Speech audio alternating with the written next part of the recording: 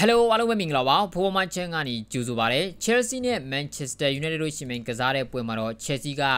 Cucurella ရဲ့ခေါင်းတိုက်တကူတွေနဲ့ 1-0 ဆိုတဲ့ရလဒ်နဲ့ကျွန်တော်တို့နိုင်သွားတယ်ဒီပွဲနဲ့ပတ်သက်ပြီးကျွန်တော်ပြောကြည့်ရအောင်ပါဆိုတော့ဒီမတိုင်ခင်မှာတော့နိုင်ဝက်လောက်ကြိုပြီးတော့ Spurs တို့ Aston Villa တို့ကစားကြတယ်အဲ့ဒီပွဲမှာတော့ Aston Villa က 2-0 နဲ့နိုင်သွားတယ်ပေါ့နော်ကျွန်တော်တို့မကြည့်ခဲ့ဘူးအဲ့ဒီပွဲကဆိုတော့အဲ့ပွဲကြောင့်ကျွန်တော်တို့ကောင်းကောင်းအများကြီးမပြောတော့ဘူးအဲ့မဲ့လို့ Champions League ဝင်ခွင့်အတွက်အသေးအတန်တိုက်ပွဲဝင်နေရတဲ့ Aston Villa ကဖြစ်တဲ့နိုင်ပွဲကိုသူတို့ယူသွားနိုင်နေပေါ့နော်ဒီလိုပဲ Chelsea ကလည်းအိမ်ကွင်းလည်းဖြစ်တယ်ဒါအပြင်ကျွန်တော်တို့ပြီးခဲ့တဲ့ပွဲက Newcastle ကိုရှုံးထားပြီးမြဲ Champions League ဝင်ခွင့်အတွက်ပေါ့နော် chance ရှိနေသေးတဲ့အခြေအနေမျိုးမှာ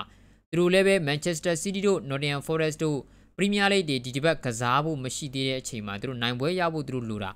ဆိုတော့အဲ့ဒီလုံးကိုကျွန်တော် Cucurella ကနိုင်ပွဲယူပေးသွားတယ်ဒီပွဲကပထမပိုင်း15မိနစ်20လောက်ကလွဲလို့ရှိရင်ကျွန်တော် Chelsea ပွဲလို့ကျွန်တော်ပြောလို့ရတယ်ဆိုတော့Chelsea ဘက်ကပထမပိုင်းကတော့သူတို့တော်တော်လေးတိုင်ပတ်ခဲ့တဲ့နေရာမှာပါတယ်သူတပင်အနီးဆက်ဆုံးကိုကျွန်တော်ကြည့်ရင်ဘယ်လိုပြောမလဲဟို Noni Madueke ရဲ့ပေါ့နော်ကိုပါမှာပေးလိုက်တဲ့အလုံးကိုဒီကောင်ချောပြီးတော့ကန်တာအဲ့ကောင်ကိုမင်းဒီပွဲမှာဖြုံးတာနှလုံးလောက်ရှိတယ်နော်ဖြုံးတာနှလုံးလောက်ရှိတယ်ဆိုတော့အဲ့လုံးကိုကျွန်တော်ရှိမယ်အဲ့ဒါပြီးလည်းပြီးတော့ United ကပွဲကိုတိုင်းတာတစ်ခုထိထိန်းချုပ်ထားတယ်သူတပင်တော့တိုက်စစ်ကိုဒီ defensive သက်ဆုံးတွေကိုကျွန်တော်ဝင်နိုင်တယ်ကိုချီတဲ့မှာ position တွေကျွန်တော်ရှိတယ်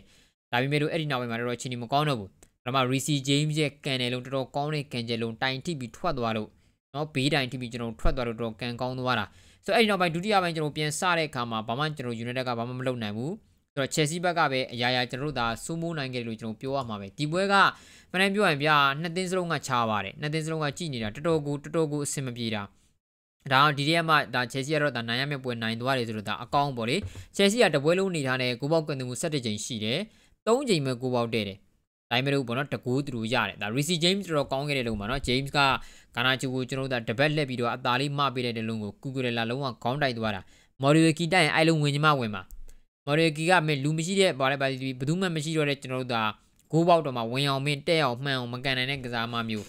Cucurella မို့လို့မင်းအဲ့လုံးကဂိုးသွားတာဒါနော်ဆိုတော့ဒါကြောင့် Reece James ရဲ့ performance ကြောင့်ကျွန်တော်ဒီဂိုးကကျွန်တော်ကောင်းကောင်းရခဲ့တယ်လို့ကျွန်တော်ပြောရမယ်ဆိုတော့ဟိုတိုက်စစ်ကလည်း George တို့ဘာလို့ကိုသူတို့ပွဲထုတ်လာတာအထူးသဖြင့်ကျွန်တော် Jackson ကအနီကက်တွေဘာတွေထိထားတယ်ပေါ့နော်အရန်မာတဲ့တကယ်ကောင်းတဲ့တိုက်စစ်ကမရှိတော့ဘူးဗျာဆိုတော့ Chelsea ကကျန်တဲ့နေရာတွေမှာတော့သူတို့ရဲ့အကောင်းဆုံးစားမတွေပွဲထုတ်လာတယ်ဒါပေမဲ့ Chelsea အနေနဲ့အိမ်ကွင်းမှာဟိုဂိုးပေါက်တဲ့တာတွေဘာတွေနဲတယ်ဆိုပြီးတော့လှုပ်ရှားရှိတာတွေလုပ်ပြီးတော့အနိုင်ရသွားတယ်အထူးသဖြင့်ဒီပွဲကတော့အတိုင်းအတာတစ်ခုကြီးကျွန်တော်တို့ဒါမျှော်မှန်းထားပြီးသားဖြစ်မှာပါအထူးသဖြင့် United ကအဆင့်16 second ဒီဝန်းကျင်မှာလဲနေတာဘယ်အသင်းနဲ့ပဲကျွန်တော်တို့တွေ့เนาะရှုံးနေပြီးတော့တရားစီလုံးအနေထားနေဆိုလို့ရှိရင်ရမှတ်40တောင်မပြည့်သေးတဲ့ချိန်နောက်ဆုံးပရီးမီးယားလိ5ပွဲမှာ4ပွဲရှုံးပြီးတော့တပွဲတည်ကြเนาะနောက်ဆုံး9ပွဲ10ပွဲမှာလုံးဝနိုင်ပွဲတွေပျောက်ထားတဲ့အခြေအနေမျိုးဆိုတော့အဲ့လိုမျိုးဆိုတော့ဘယ်အသင်းမဆိုဗျာတည်တာဒီချိန်မှာပရီးမီးယားလိဆိုရင်ပြောတာပါဘယ်အသင်းမဆိုကိုရီကိုကျွန်တော်တို့ဒါအသင်းတိုင်းကနိုင်အောင်ကန်နေတဲ့အခြေအနေမျိုးဖြစ်နေတာနော်ဆိုအဲ့လိုမျိုးဆိုတော့ Chelsea အတွက်ဒီပွဲကပေါ့နော်နိုင်မှုလိုအပ်တဲ့ပွဲမှာဒါအမှတ်ယူစရာရှိတဲ့ပွဲကိုကြုံခဲ့ရတယ်လို့ပဲပြောရမှာပဲမတက်နိုင်ဘူးဒီချိန်ရတော့နော်ဆိုတော့ဟိုသူတို့အတွက်ဒါနိုင်ရမယ့်ပွဲကိုနိုင်အောင်ဆွမ်းဆောင်သွားတယ် Champions League အတွက်တော့ကျွန်တော်တို့ဒါဝင်ခွင့်ကတော်တော်ကလေးကိုကြည့်ကောင်းတဲ့အခြေအနေကိုကျွန်တော်ရောက်လာပြီသူတပင် Newcastle ကဒါမကန်သေးဘူးပေါ့နော်66မှကျွန်တော်ရထားတယ် Chelsea ကတော့38ပွဲကန်ပြီးသွားပြီ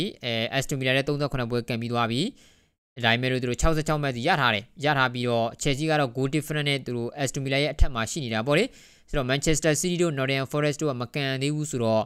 ဒါ City ကလည်းအကယ်လို့မြန်သူတို့လက်ကျန်ပွဲနိုင်နေဆိုလို့ရှိရင်သူတို့က final ကစားဖို့ရှိတာဟုတ်နော် City နဲ့ Crystal Palace ကဆိုတော့ City ကလက်ကျန်ပွဲကိုသာနိုင်အောင်ကစားမယ်ဆိုရင်အဆင့်1 to 5ထဲကိုပြန်ဝင်မှာအဲကြလို့ရှိရင် Aston Villa ကကျလာမှာဒါကြောင့် Aston Villa ကဘယ်လိုပြောမလဲဒီစပါးကိုနိုင်အောင်ကစားတယ်လို့နိုင်အောင်ကစားဖို့လို့သူ United ကလည်း Chelsea ကိုနိုင်မှဖြစ်မယ်ဆိုတာအဲ့ဒါကိုပြောတာဘာလို့လဲဆိုတော့ Aston Villa ရဲ့အခြေအနေကောင်းမှာအခုတော့အဲ့လိုမဟုတ်ဘူးပေါ့နော် goal difference နဲ့တင် Aston Villa ဟာတိုင်ပတ်တဲ့အခြေအနေမျိုးကိုကျွန်တော်ရောက်နေပြီပေါ့ဒါအပြင်နောက်ဆုံး Premier League ပွဲစဉ်38ဖြစ်ဒါ Manchester United နဲ့ Aston Villa ကစားမယ် Europa League Final အပြီးဆိုတော့ဒါကိုကျွန်တော်ကြည့်ရမှာပေါ့နော်အဲကြောင့် Chelsea တို့နိုင်မှုလိုတဲ့ပွဲမှာကျွန်တော်တို့နိုင်ခဲ့တယ်ပေါ့လေဒါကြောင့်အဆင့်4နေရာကို Chelsea ကကျွန်တော်ပြန်ရောက်လာတယ်ပြ United နဲ့ပတ်သက်ပြီးတော့ကျွန်တော်ကြည့်ရင်ကျွန်တော်ကတော့ဒီပွဲမှာတအားကိုစိတ်ပူခဲ့တာဆိုတော့เนาะရက်လက်တွေဘာတွေကတော့သိကူးမဆိုင်တော့ထားတော့เนาะမဟုတ်လည်းပဲအချိန်ကြီးကကောင်းမှာမဟုတ်တာဒါပေမဲ့ဗျာ Amorim နေနဲ့ပေါ့เนาะပြိုင်ဘက်ကျွန်တော် Europa League မှာ Final မှာကစားမယ့်စပါကကစားသမားတွေကိုအမှန်ကန်အနားပေးထားတဲ့အချိန်မှာကိုရီးယားအကုန်ထည့်လာတာ ဘူးသမားဦးနနာပါတယ်ဗျာနောက်တန်းမှာမကွိုင်းရပါတယ်လူဖြိုးပါတယ်နော်ယူရိုဒီလီတို့ဒန်ရနေရလေပြီးလို့ရှိရင်ကျွန်တော်ကွင်းလင်မှာဆိုလို့ရှိရင်မာဇဒါဝီဒရူကူကက်ဆမေရူဖာနန်ဒက်ဆိုတာကျွန်တော်တို့ပွဲထွက်လူစင်းမှာကျွန်တော်တို့ကစားမဲ့၄ယောက်ပဲတိုက်စစ်က white land ကာနာဂျိုမီဆန်မောက်ဆိုတာလေ first line နဲ့ဒီလိုကျွန်တော်ပြောလို့ရတယ်ဒီနေရာမှာ first line နဲ့ကစားမှာဒီကြံခဲ့တာဆိုလို့ဘယ်သူရှိမလဲကာနာဂျိုရှိမယ်ဒါပဲထားပါတော့ကျွန်တော်တို့ဒါနည်းနည်း argue လုပ်ချင်နေဆိုလို့ရှိရင်ဥကာဒီပေါ့ဗျာဥကာဒီကျွန်တော်တို့ရှိမယ်ဒါတော့ပဲ